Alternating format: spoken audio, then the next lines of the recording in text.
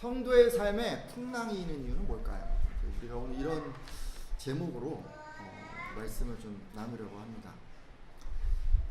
여러분은 계획적인 편이신가요? 아니면 그냥 주먹구구식으로 닥치는 대로 그냥 일을 진행하시는 편인가요?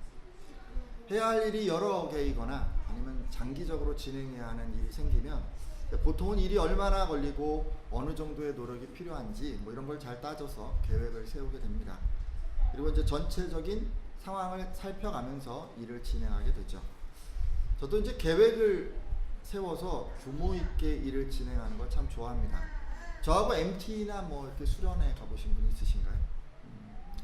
저하고 같이 행사를 해보신 분은 아시겠지만 보통 이제 그런 행사 할 때도 일정표를 잘 만들어서 어떤 일에는 누가 배정이 되고 동선이 어떻게 되고 이런 걸 이제 잘 따져가면서 계획을 진행을 합니다. 아마 여러분 중에도 저처럼 이렇게 계획 세워서 진행하는 걸 좋아하고 또 이렇게 계획대로 일이 진행되는 것에 뿌듯함을 느끼시는 그런 분들이 있으시리라 믿습니다.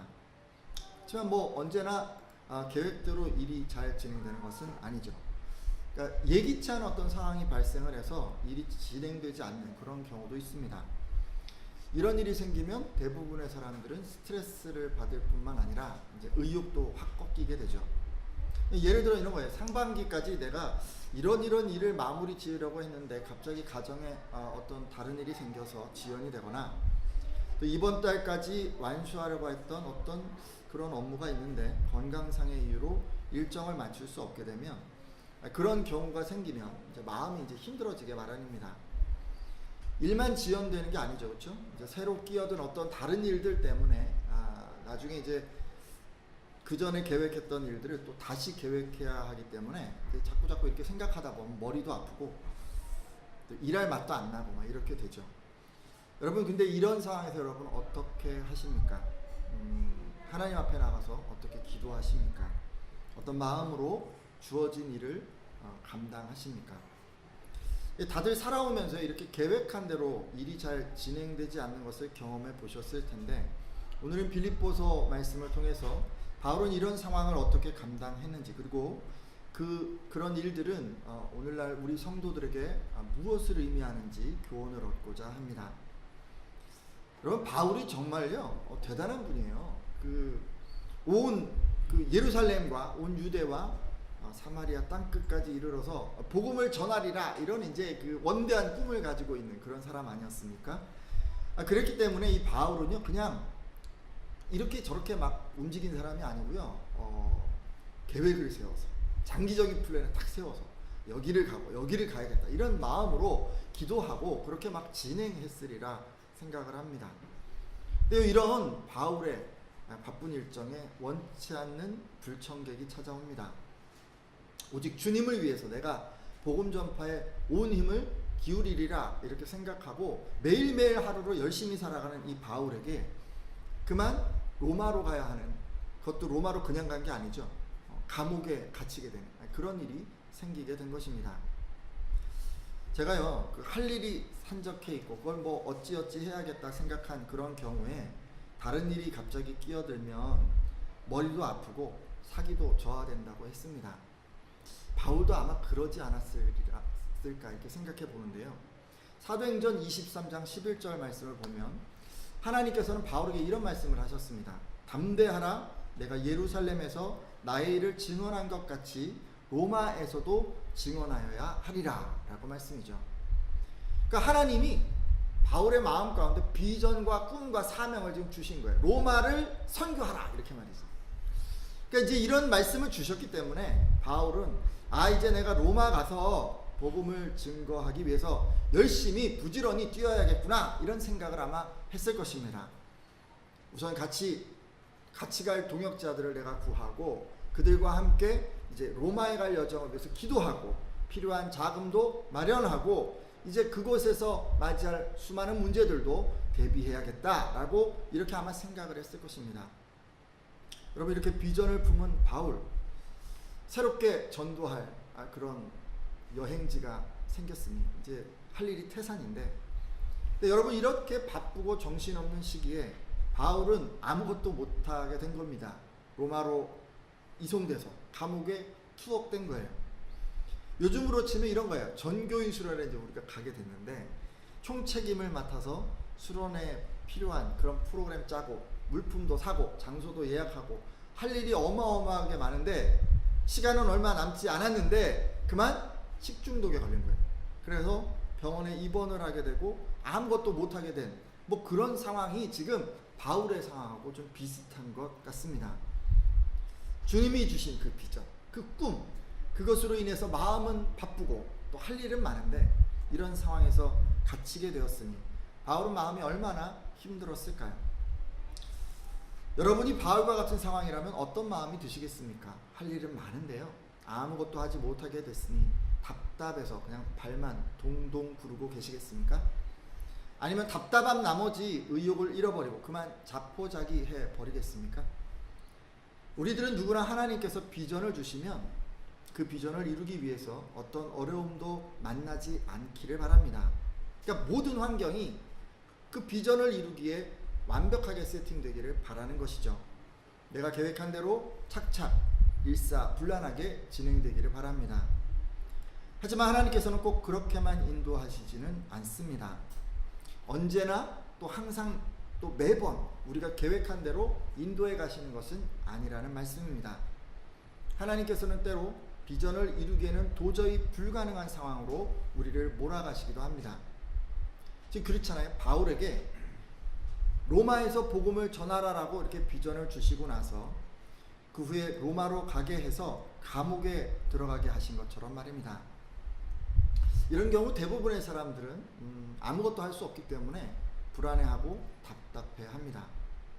왜 하나님께서 이렇게 하셨을까 의문이 생기기도 하고 과연 하나님께서는 내게 주신 이 비전을 이루기는 하실 것인가 라는 의심이 생기기도 하고 혹시 내가 뭐 잘못한 것은 아닐까라고 자기를 돌아보면서 자신감을 잃기도 합니다. 근데 말이죠, 나의 계획을 지연시켰다라고 생각한 그 원치 않은 일이 잘 짜놓은 내 계획에 초대되지 않은 어떤 불청객과 같았던 바로 그 사건이 사실은 내가 가지고 있던 그 계획보다 더 나은 계획이었고 하나님이 주신 그 비전을 가장 빨리 성취하는 지름길이었다면 여러분 어떠실 것 같습니까? 여러분 이렇게요 감옥에 갇히게 된 거 있잖아요. 이것은 바울이 이루려던 복음 전파의 방해 요소가 아니었습니다. 오히려 이것은 하나님의 아주 잘 짜놓으신 계획의 일부였던 것입니다. 더욱 놀라운 게 있어요. 하나님께서는 이 바울로 하여금 감옥에 있으면서도 당시 그 로마의 황제인 가이사와 연관된 그런 사람들에게 복음을 전하게 하셨고 그들로 하여금 예수 그리스도를 영접하고 하나님의 자녀가 되게 하셨다는 것입니다. 할렐루야. 여러분 이 내용을 한번 확인해 보려고 하는데요. 빌립보서 4장 21절에서 22절 내용을 통해서 확인해 보도록 하겠습니다.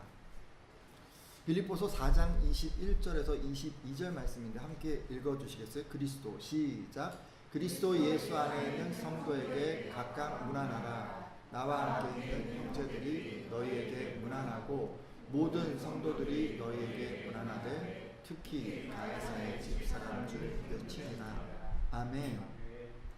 빌립보 교회에 이제 이 글을 쓰잖아요. 그죠? 빌립보서를 쓰면서 이제 글을 맺는 그런 부분이에요. 자기와 함께 하는 사람의 그 인사를 지금 적고 있습니다. 여기에 지금 누가 있습니까? 로마의 모든 형제들이 다 인사를 한다라고 얘기를 하면서 그 중에 가이사의 집사람들 중 몇이 인사한다고 하지 않습니까? 여러분 정말 놀라운 어떤 하나님의 역사가 아닐 수 없습니다. 여기서 가이사의 집사람이란 황실의 친족 내지 고위 관리를 일컫는 말입니다. 이들 어떤 사람이죠? 그리스도를 믿는 그런 그리스도인들을 핍박하던 바로 그 황제의 측근 사람들이 아닌가요? 이 당시 로마의 황제들은 그리스도인들이 예수를 주라고 부른다고 해서 그리스도인들을 핍박했습니다. 잡아가고 매질하고 죽이기까지 했습니다. 여러분 이걸 다 알고 있잖아요. 이 사람들 황제와 함께하던 가족 또는 고위 관료들이 지금 그걸 알고 있으면서도 예수를 구원자로 영접하고 지금 주라고 부르기 시작한 것입니다. 정말 놀랍지 않습니까? 우리 요즘 그 매스컴에 김정은 그 이야기가 자주 나오잖아요. 북한 매체에서는 보니까 이 김정은 위원장을 호칭할 때 가끔씩 최고 존엄이라고 얘기를 하더라고요. 들어보셨나요? 최고 존엄? 이런 단어는 처음 들어봤어요. 아마도 이게 이제 그 북한에서 이 김정은 위원장을 지칭하는 아마 극존칭의 표현이라고 여겨집니다. 근데 여러분, 이런 표현을 다른 사람에게 사용하면 어떻게 될까요? 북한 사회에서 큰 형벌을 받지 않겠습니까? 근데요, 엄격하고 잔인한 이런 북한 사회에서 김정은 위원장의 가족들과 주변의 고위급 장성들이 지금요, 예수님을 영접하고 김정은 위원장에게만 사용하는 최고 존엄이라고 하는 그 호칭을 예수님에게도 사용한다면 어떻게 되겠습니까? 진짜 이 사람들 생명을 내놓고 지금 예수님 믿는 거 아닙니까? 여러분, 근데요, 지금 바로 그런 어마어마한 일이 이 당시 로마 황실에서 일어난 것입니다. 정말 사람으로서는 상상할 수조차 없는 기적이 일어난 것이죠. 믿으십니까? 여러분, 우리가요, 열심히 계획하고 또 이렇게 하루하루 노력하면서 그것을 이루려고 살아가는데, 근데 우리들에게 계획을 제때 이룰 수 없게 만드는 그런 어려움이 닥치게 되면요, 정말 마음이 상할 수밖에 없습니다. 게다가 여러분이 주의 일을 힘쓰고 살아가는 가운데 어려움을 만나면 더 그럴 수 있습니다. 원치 않게 만나는 그런 인생의 풍랑은 우리가 세웠던 그 계획을 엉망진창으로 만들어버릴 뿐만 아니라 우리들의 손과 발을 아무것도 할 수 없게 묶어버리기 때문입니다. 하지만 여러분, 꼭 기억해야 할 것이 있어요. 주님의 뜻대로 살아가는 그 성도가 만나는 풍랑은 우리 계획을 무산시키고 괴롭히는 그런 것이 아니라는 것입니다. 하나님이 준비해 두신 더 좋은 그분의 계획으로 우리를 인도해 가시기 위함인 것이죠. 여러분, 생각해 보세요. 로마에서뿐 아니라 기억하십니까? 마게도니아의 빌립보에서도 바울이 빌립보 감옥에 들어간 것은 복음을 전하지 못하게 된 것이 아니라 도리어 간수 가족을 구원하기 위해서였습니다. 그 간수 가족은 빌립보 교회 개척 멤버가 되었죠. 그때하고 지금 마찬가지예요. 바울이 로마의 감옥에 갇히게 된 것은 로마의 황실 사람들에게 복음을 전하기 위해서였던 것입니다. 그들로 하여금 로마 교회를 개척하게 하기 위해서였던 것이죠.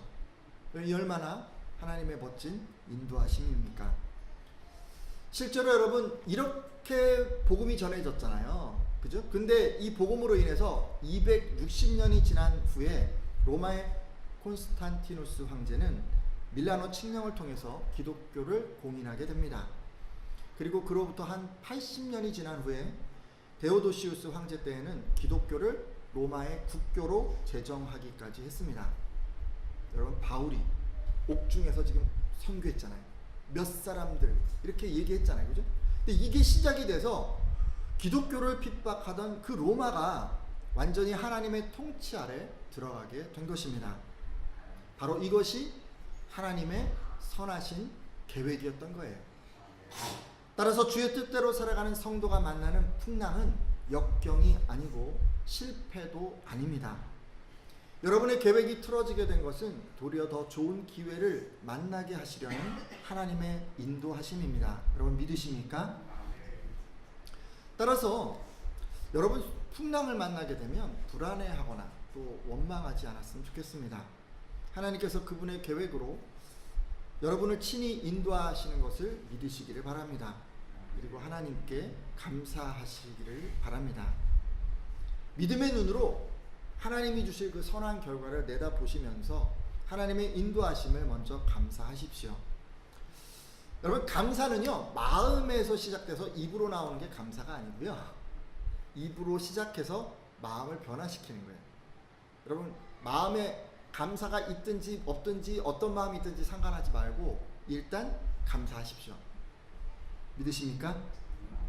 그리고 여러분, 하나님께서 여러분의 앞길을 인도하실 것을 믿으신다면 낙심하지 마시고 또 틀어진 계획 앞에 포기하지도 마시고 하나님의 더 잘 짜인 계획을 기대하면서 망가져버린 계획 앞에서도 최선을 다하십시오. 여러분, 감옥에 들어간 바울 한번 생각해 보세요. 그곳에서 뭐 했어요? 어떻게 해서든지 기회를 잡아서 복음을 전하려고 최선을 다하지 않았습니까? 풍랑으로 인해 멈춰버린 것 같은 여러분의 삶의 자리에서도 바울처럼 최선을 다해 주십시오. 마치 계획이 잘 풀릴 때 주님께 하듯 여러분 그렇게 맡겨진 일에 최선으로 임하십시오. 여러분이 그렇게 할 때 하나님께서는 여러분이 상상할 수 없는 더 빠른 길, 더 확실한 그분의 계획으로 여러분을 인도해 가실 것입니다. 자, 그리고요, 여러분, 이런 하나님의 역사는요, 그것으로 끝난 게 아니고 바울 주변의 사람들의 마음을 흥분시켰습니다. 바울의 그 제자들, 함께하던 그 성도들이요, 힘을 얻었어요. 빌립보서 1장 14절 말씀을 보도록 하겠습니다. 제가 읽겠습니다.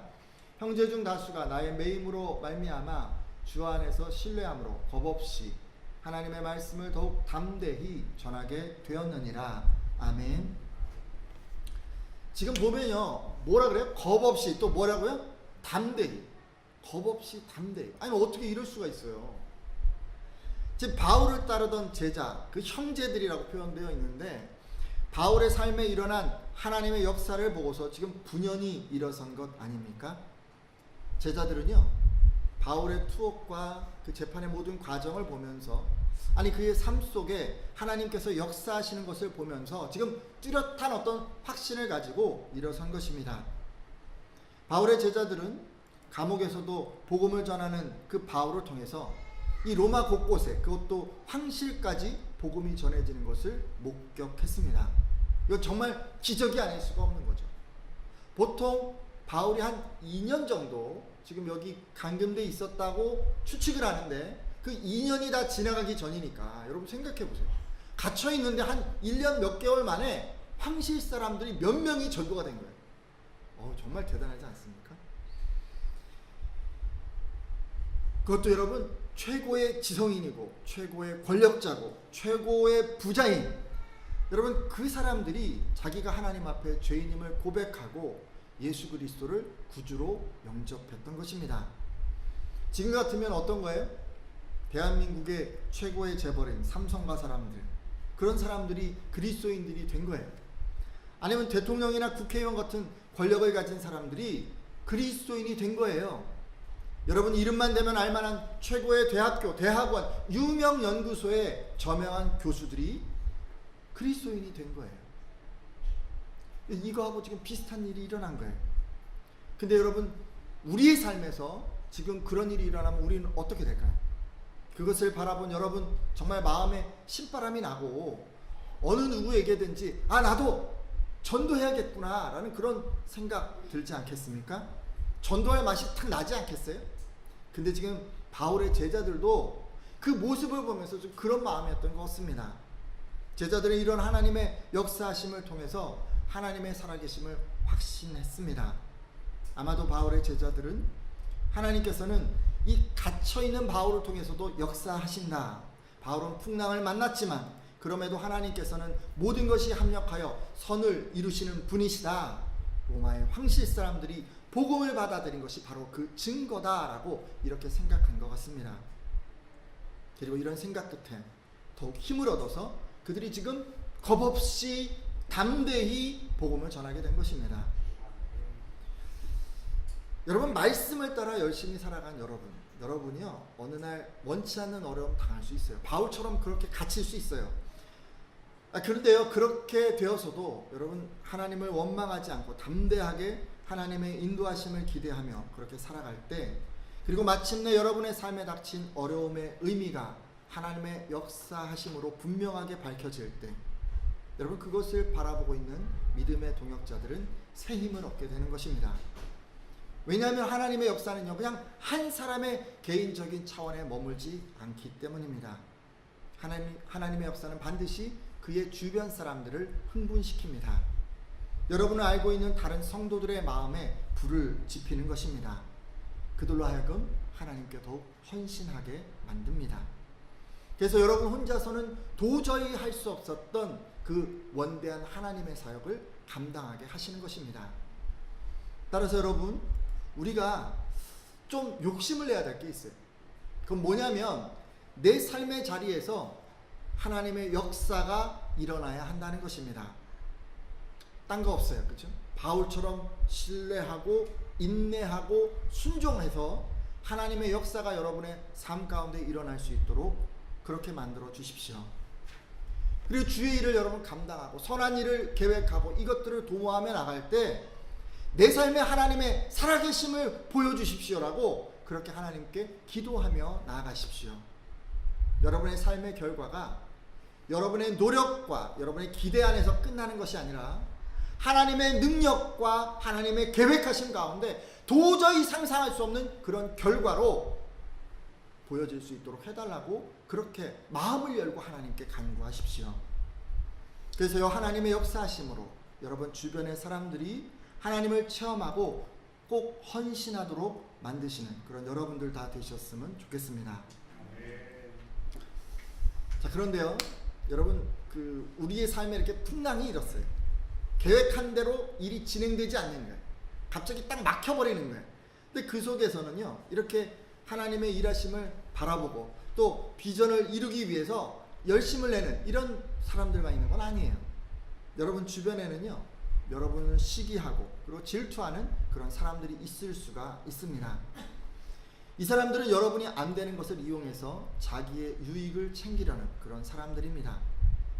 하나님께서 어떻게 하시는지 아세요? 원치 않는 어려움을 당한 여러분을 보면서 고소해하고 그걸 어떻게 해서든지 좀 이용하려는 이 사람들을 통해서도 하나님은 역사하십니다. 하나님께서는요, 그런 사람들의 악한 의도, 악한 행동까지 다 사용하셔서 여러분에게 주신 그 비전을 이루십니다. 빌립보서 1장 17절 말씀인데요. 같이 한번 읽어주시겠어요? 그들은 시작. 그들은 나의 매임에 괴로움을 더하게 할 줄로 생각하여 순수하지 못하게 다툼으로 그리스도를 전파하느니라. 아멘. 앞서요, 바울의 삶에 나타난 하나님의 역사를 바라보면서 이 바울의 제자들은 힘을 얻고 또 전도에 힘을 썼다라고 말씀드렸습니다. 하지만 다 그런 게 아니었어요. 다른 한편에서는 갇힌 바울의 모습을 보면서 참 고소하다, 그럴 줄 알았네 라고 그렇게 생각하는 사람들이 있었습니다. 이들은 바울이 하나님께 벌을 받고 있는 것이다 라고 이렇게 주변 사람들에게 말하고 다녔습니다. 이들은 바울의 권위와 발언권을 부러워하는 그런 사람들이었습니다. 이 사람들은 바울이 없는 틈을 타서 자신들이 바울의 자리를 꿰차려고 했습니다. 바울이 받은 칭찬을 받고 바울이 가졌던 발언권을 가지고 싶어 했습니다. 한마디로 이 사람들은 다른 성도들로부터 그동안 바울이 받았던 그 인정을 받기 위해서, 아니 어떻게 보면 그 인정을 뺏어오기 위해서 시샘과 질투로 그들은 복음을 전하기 시작했던 것입니다. 하지만 하나님께서는요, 이런 사람들의 이 악한 의도까지도 다 사용하셨습니다. 하나님께서는 시기와 다툼으로 이 갇혀있는 바울을 더 괴롭힐 그런 생각으로 이 복음 전하는 것까지 다 사용하셔서 바울에게 주셨던 로마 선교의 그 비전을 이루셨던 것입니다. 아마 여러분도 인생길 가운데 이런 사람들 간혹 만나보셨으리라 믿습니다. 여러분이 어려운 일을 당하는 것을 보면은 도와주거나 또는 변명도 해주고 또 위로도 해주고 이렇게 해야 되는데 그러지는 못할 망정 여러분의 위기를 자기가 더 잘 되는 기회로 삼고자 애쓰는 사람들을 만나보셨을 것입니다. 때로 우리는 이런 사람들을 만나면 그런 사람들 태도에 분하기도 하고 내가 그런 기회를 제공하는 것이 속상하기도 합니다. 하지만 여러분, 앞으로는 그런 마음 갖지 마십시오. 하나님은요, 그 사람들의 그런 것까지 다 사용하세요. 믿으십니까? 그 사람들이 그렇게 뒤에서 어떻게 하든지 이기적으로 하는 그런 행동까지 다 사용하셔서 여러분의 비전과 꿈을 이루어 주시는 분이십니다. 그 사람들이 아무리 여러분을 해하려고 해도 결국 그 모든 행동이 여러분에게 선하게 돌아오게 하시는 분이십니다. 오늘 함께한 예배자들은 이것을 꼭 믿으시기를 부탁드립니다. 믿고 감사하시길 바랍니다. 그리고 그런 믿음으로 앞으로는 여러분을 밟고 빼앗으려 하는 사람들을 불쌍히 여겨 주십시오. 여러분, 하나님은요, 악인의 형통함을 기뻐하지 않는 분이십니다. 여러분 기억하고 계시잖아요. 불쌍히 여겨 주십시오. 그 사람의 앞길은 형통하지 못합니다. 지금 잠깐 그냥 잘 되는 것 뿐입니다. 결국 하나님이 형통하게 하시는 분은 하나님을 위해 살아가는 여러분입니다. 이제 말씀을 맺으려고 합니다. 지금까지 여러분이 하나님이 주신 비전을 이루는 것, 그런 것은 늘 탄탄대로를 달리는 것은 아니라고 말씀드렸습니다. 때로 하나님은요, 인생에서 풍랑을 만나게 하실 때가 있어요. 공경에 빠지게 할 때가 있어요. 여러분이 세운 계획이 완전하게 무산되도록 인도하실 때가 있습니다. 하지만 여러분, 하나님의 그런 인도하심은 여러분을 실패로 인도하려는 것이 아닙니다. 하나님께서 더 나은 계획으로, 더 빠른 길로, 더 빨리 가게 인도하기 위해서 이렇게 하시는 것입니다. 여러분의 능력과 생각과 판단으로는 상상할 수조차 없는 그분의 신묘막측한 방법으로 지금 이끌어 가시려고 그렇게 하시는 것입니다. 때로 하나님께서는 여러분이 만난 인생의 그 풍랑을 자기 유익의 기회로 삼으려는 악한 사람들의 시도까지도 다 사용하셔서 여러분에게 주신 그분의 비전을 이루어 가십니다. 따라서 여러분의 계획대로 안 되는 순간 마음을 다스리지 못하고 불평하거나 염려하거나 두려워하거나 원망한 그런 분 계시다면 이 시간 하나님을 신뢰하지 못한 것을 고백하고 회개하는 그런 시간을 가졌으면 합니다. 그리고 이후로는 인생길에서 풍랑을 만날 때 그것은 더 빨리 가게 하시려는 하나님의 선한 인도하심이라는 것을 믿고 언제나 하나님께 감사하겠다고 그렇게 결단해 주십시오. 오늘 이 시간 이렇게 기도하고 실천하는 분들마다 놀라운 하나님의 역사를 경험하시리라 믿습니다. 하나님의 능력과 강권하심으로 주변 사람들의 마음을 흥분시키는 그런 분들이 되시리라 믿습니다.